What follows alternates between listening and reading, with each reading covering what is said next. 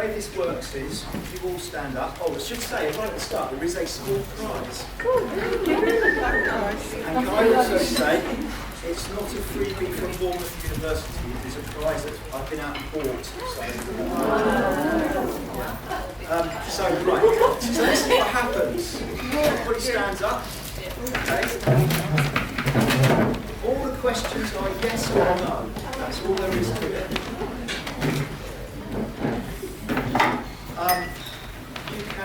You can either answer the question in your head. I'm going to trust you to be truthful. You can either answer the question in your head, or you can tell the person stood next to you.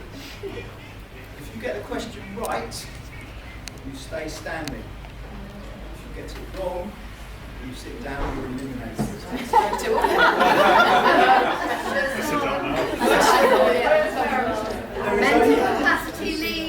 There is only one prize, so the person left standing at the end wins the prize. Okay? So does that make sense? If you get it right, you stay standing. If you get it wrong, you sit down. So here we go. Question number 1. Nice easy one to start you off with. A presumption of capacity exists for all those over 18, yes or no? Fantastic. The choice answer is no, it's all those over 16, as you all know. I told you it was easy.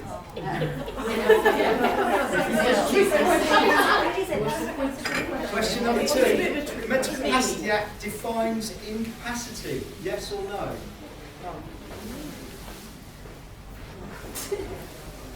Yeah? All happy? Yeah? Okay, yeah. It does. Section 2. Question number 3. The wording of section 1, subsection, I'll say that again.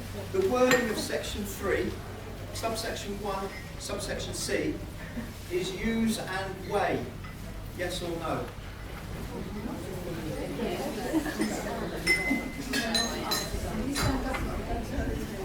The answer is no. The wording in the law is use or weigh.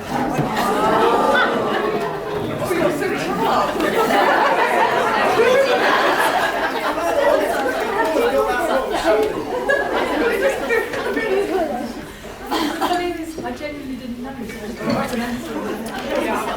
The maximum prison sentence on conviction of an offence under section 44 is 5 years, yes or no? The answer is yes on indictment. I get the prize in everybody sat down. Who's that? Oh, sorry. Some really good guesses here. Well, you've won, basically.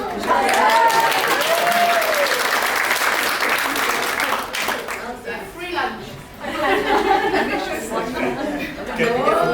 Get on to the favourite question. Tiebreak question. Alright, I'll ask you the tiebreaker question. See what you make of this. Yeah.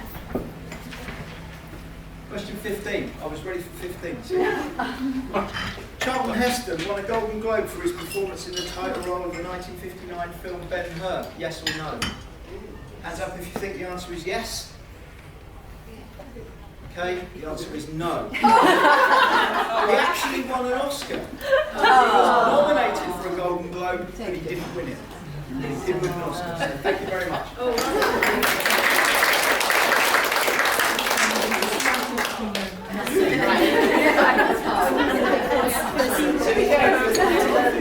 I will let you to that night. And so now we're going to unveil our online learning tool. This has been created by our digital whiz Lucy, with content from all of us. And we're going to walk you through it. We were thinking of putting that up on the tables, but then thought COVID and best not to. You'll obviously have the link. It's all available to you to go and explore. Bear in mind that this is a work in progress in a way. It's an organic thing again. So Lucy is going to be overseeing it for us and making changes and stuff. We've got the LPA guys coming down the line. We call them LPAs. And we're also looking for ... talking head videos. There are some people in this room who have already done it. Thank you so much. Some people in this room. There are other people in this room that we might come pick on. But if you have a passion for the Mental Capacity Act, what we are looking for is people with that passion and expertise, knowledge, or experience to do us a little talking head video to support some of the learning on here. We'll show you an example of that, what we're talking about. And then if anybody's interested, we might take you to a dark room now and do it with you right in a minute. Or, you know, we'll talk and do it at a later date. So I'm going to hand over to my digital Wizzies to help me navigate this. Are you? I I wasn't am aware of it. my Wizzies. Great. Fantastic. So, Mental Capacity Toolkit, as you see, we started off well.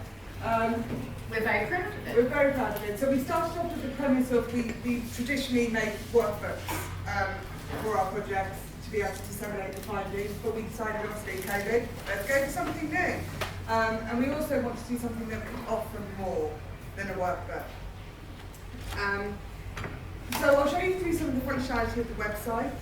And it is freely available. There is no wall to go through, no passwords. The URL is mentalcapacitytoolkit.co.uk. Came live this morning, so you are the first people to ever see it. So let's start off with, let's go to our homepage. Yes, Toolkit page. So at the homepage where you start, if you go to Get Started, it will take you to the sections of the toolkit and a little bit of information about it. Normally you'll see the font is bigger. Obviously you can adjust the font on the website, but I've just minimised it so it's easier to show up on this screen more of it, but it's actually big when you allow it. And we have broken down, so the content was obviously supplied to us by the team of our team of experts, and then we went out mapping of how we can make it most accessible.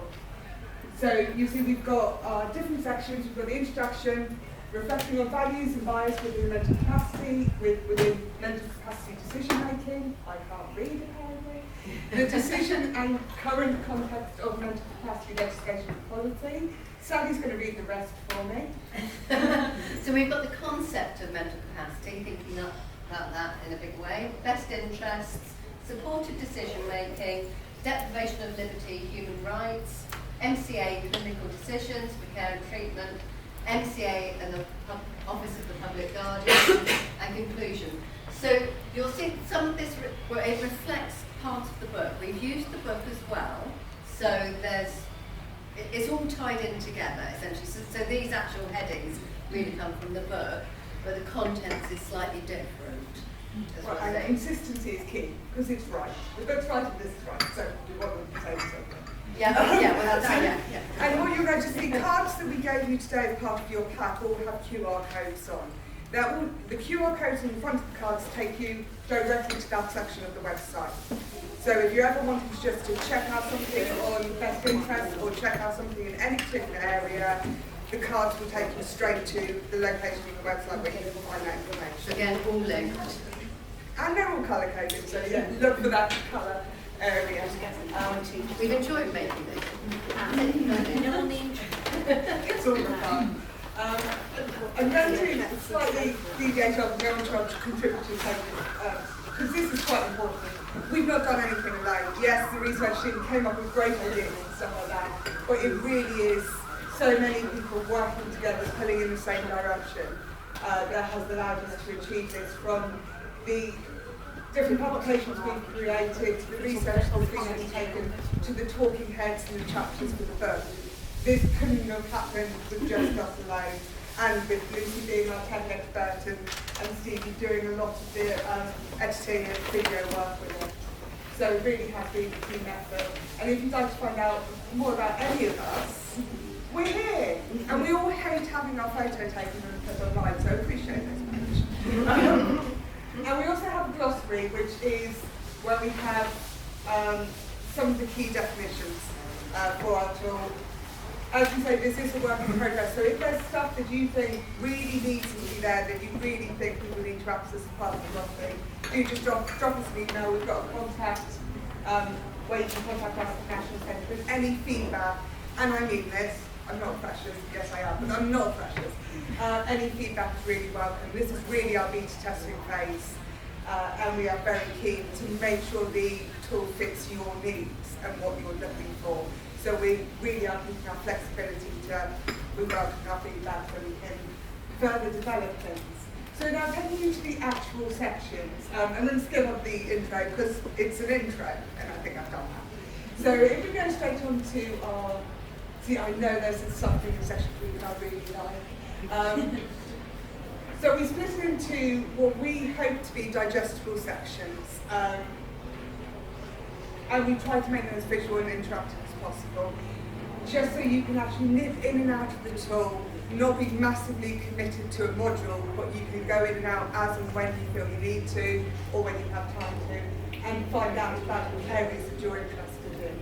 So you see we've split it into different areas so you can read about what you're actually looking for. But we also have our key learning points, references and further reading you'll find in there. So anything related that we think might be helpful, we compiled in that. And then we have reflective exercises, which will allow you to go through the reflective process. But if Stevie scrolls down, you also see that we have the functionality where you can email the process to yourself, so you can keep a log of your interaction with the tool. And we have the quiz, which similarly does the same. And we have that for every chapter. So as I say, you can go through the whole tool if you have the time, but if you just want to do one bit or another, they're all there for you. And we also have our, go to number 3 for us, Julie. That's just a quiz as well. So we have talking heads, and we have them from a selection of contributors who are really keen. And this is what Sally's saying, is we're very keen to get as many people involved and voices involved to allow those different perspectives to be reflected in the tool. And we've got, obviously, Alex Repkin there, who has very happy to contribute to the tool, which we appreciate. And then if we go to the 5 statutory principles, we also have beautiful artwork as well. More rainbows. More rainbows, because I like rainbows. And you'll see this, so we use different mediums throughout the tool. We use obviously text, quiz, reflective exercises, and a lot of images in order to make the tool as accessible as possible. And can I just say that, so Emily has designed this, and actually what it does, it just goes to show the power of design, doesn't it? Because suddenly that turns that, so we've got the 5 principles as a list in here, and the next print run of this is actually going to have that instead, because that was done afterwards, but it turns that into that. And doesn't that turn, it creates a different form of learning or remembering, I think. Just goes to show the power of good design. Yeah. But the tool is also it's available online, but it should also be available on mobiles. Yeah. Yes? So you can really have it on the go as well and have it next with you.